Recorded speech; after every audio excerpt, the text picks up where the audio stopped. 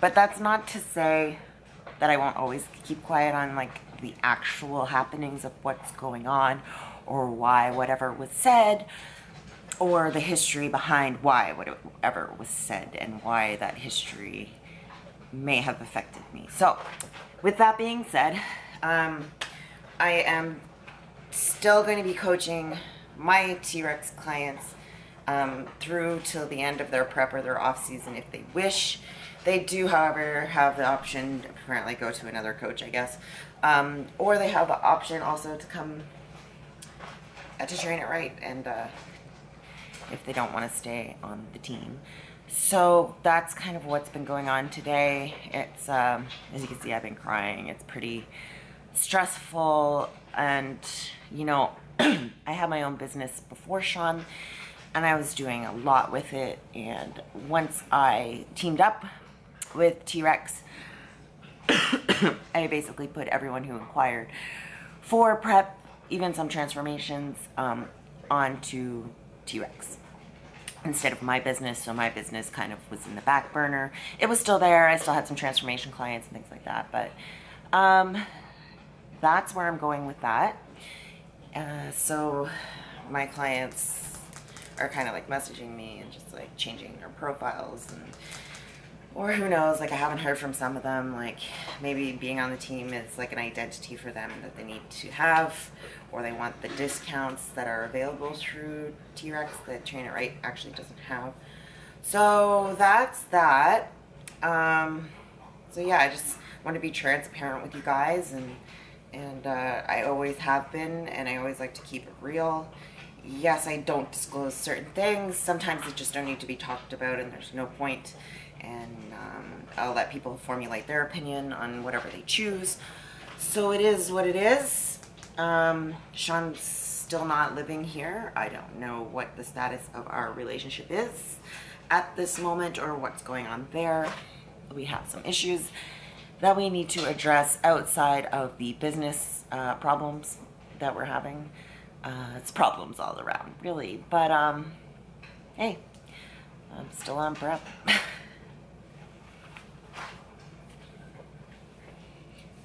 Let's go in the light. This is my battery, or my minutes are kind of up, so I gotta delete some footage, but we'll get there in a second.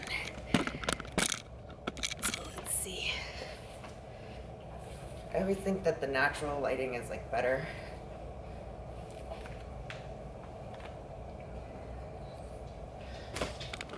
Okay. So, as much as like I am sad and upset, I'm trying not to let this shit bother me. You live and you learn, you move on, life goes on, seasons, reasons, everything changes in your life. Eating my meal number 2, which is just cucumbers. I put a little bit of stevia on it. I'm 6 weeks out. Salt. I'm cooking up some tilapia. I don't care what anyone says. I freaking love tilapia. I was too impatient to wait for it to cook, so I'm having it as meal 2. Just eat my veggies first, and then protein when it's done.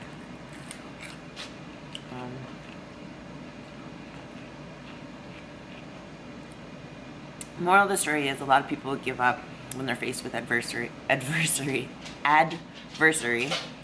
in their life, and in the grand scheme of things, my whole world has just changed in a matter of a week since the Vancouver show, like completely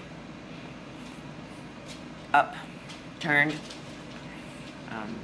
I didn't speak. It was going on when I was at that Saucony event that you guys saw. But I've learned that, yeah, it's okay to be upset, like things are upsetting. But over the years, I've learned that life will go on, things change, people change. People will always misinterpret you or misunderstand you. And you can't spend too much time dwelling on that, or the people who don't like you versus maybe the few people that do. I've lived in a lot of different cities. I've done a lot of different things. And for 3 years, my identity was associated with T-Rex. And it's not anymore, so that's okay. It's not the worst thing that's ever happened to me, that's for sure. I don't know if you guys know some of my story, but I've been through a lot. There was a crazy incident that I am still dealing with. Like, I've kind of briefly touched on it, but it's affected my entire life since the moment it happened, and that sucks. That was way bigger than this. I had chemo for a tumor. That was way bigger than this. I had a motorcycle accident where I could have been killed. That was way bigger than this. So yeah, I'm not saying this for a pity party or for you guys to feel sorry for me. I'm just letting you know that, like, yeah, it sucks. I'm sad. You know, Sean. I do have my puppies. Love my clients though, but I'm working through it. Doing the best I can. And, oh my god, my dogs. Anyways, I'm gonna check on my fish, which I'm making in the air fryer. But if you guys don't have an air fryer, this thing is the business. I love it. It needs clean though. Don't judge me. My house is a lot cleaner than it normally is, just because, again, I'm trying to find things to distract myself. Life. But yeah, Train It Right is now doing prep clients and not just transformation, so that's that. And my dogs are crazy. And I'm gonna go eat my fish. My serving of tilapia is a tad smaller than I normally would have, but that's because I may or may not, because I was upset kind of with, I mostly just had sushi and Mexican, but I didn't get back on my diet after Vancouver as quickly as I should have, so my macros are a little bit low. But that's okay. I'm willing to suffer. I get that whatever it takes mentality. I do have a podcast interview in 10 minutes, so I'm gonna try and shake off this shaky, teary-eyed voice. And so I don't sound stupid on my podcast interview. I have a couple of podcasts coming up, but so good. This stuff, I found it at like Marshall's. It's a gourmet collection. Roasted garlic and red pepper. I've been putting on everything, as you can see. It was like $6.99. Freaking good. But yeah, you know, it is what it is.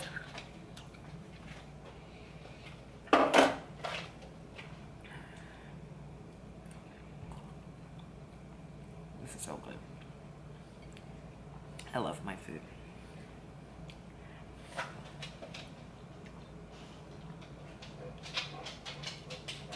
You should eat food you like when you're on prep. Love what you do. Even if you're struggling, don't use food to punish yourself or emotionally eat.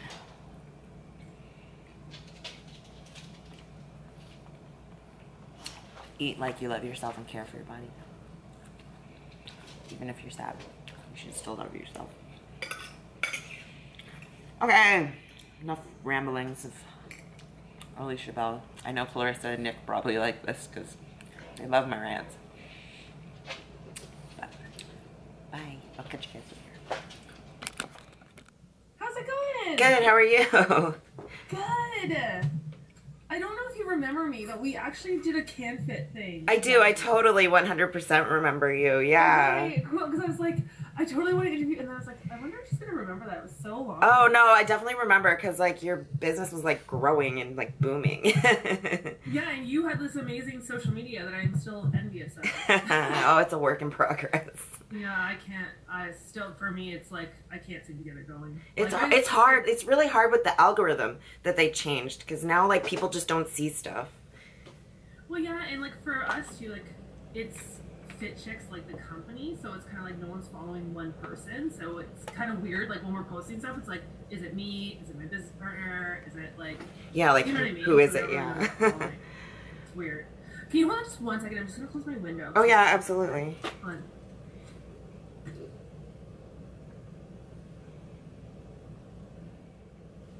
Well, thank you so much for coming on. No problem. Sorry I was a little late. I was like trying to like rearrange something and then I'm like, oh crap. And then I had to download the program. Oh, no, don't worry. I like always kind of leave a buffer time, especially if people are new to Zoom, because it's kind of like, sometimes it works, sometimes it doesn't work. It's usually pretty good though once you're on it. Yeah. It's just the downloading part. Yeah, it wasn't bad. It was just like 2 seconds. Okay, so what I was thinking, I just don't know if, hold on, I'm just checking my, oh no, we should be good. If somebody else, my business partners had to use this. But, yeah, I wanted to kind of do 2 if you had time, or if not, we just do 1 and maybe schedule another one. But sure. 1 kind of just about like fitness stuff, and then 1 more. My dog was up in my lap. Hello, puppy. Thanks. Oh, how cute are you? Oh, it's like, what is happening right now? And then the other one would be business, like if we have like wanted to just talk about how you opened your own business and that kind of stuff. Sure. Sounds good to me. But yeah, we'll see how long the first one goes for, and then if it's a long time, then we can just always schedule another time. Okay, perfect. Got Sammy. He'll whine if I don't have him in my lap, so he might stay here for the interview. Oh no, it's totally, and that's the thing, like, this is gonna be, so it records the audio, so it'll be on the podcast, and we'll record the video, and I like it when it's like organic, and like, you know what I mean, like kids run in, or dogs run there, or whatever. I'm like, because in all reality, that's what our real lives are. Yeah, that's true. Okay, so what do you, just before I forget, okay, what do you, actually you've got a lot of stuff on your bio, so I don't know if there's something specifically you want me to, like, just say you're the founder of Train It Right? Or... Yeah, oh for sure, yeah, that kind of just like encompasses everything, so that's fine. Okay. Perfect. Oh, I might mention some of this other stuff too. Actually. Yeah, whatever you want. Dog mom, you know. Dog mama. Okay. Ready? I'm ready. And 3, 2, 1. Hello, everybody, and welcome to today's episode of Fit Chicks Chat. My name is Laura Jackson, and on today's episode, we had a super awesome interview and special guest with the amazing Alicia Bell. Hi, Alicia. Hello. Can you hear me? Yep, I can hear you. Okay, good. So Alicia is, she is the founder of Train It Right. She's also a Toronto-based kinesiologist. She's Miss Figure Ontario 2017. She's a strength coach, a fitness model, a competitive figure athlete. You're a track and field sprint coach. Like, your resume goes on and on and on and on. But you're doing so many different amazing things. So I'm super pumped to have you on today. Thank you. I'm glad to be here.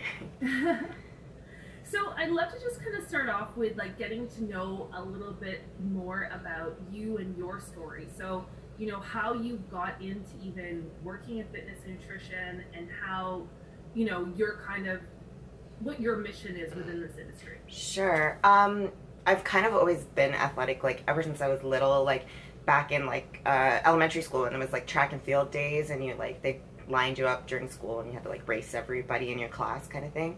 And I really excelled at it, and I was faster than like even the boys. So my grandmother, who's like basically raised me, was like my #1 fan, and she was like, there has to be more than these field days, because we were from a really small town in New Brunswick.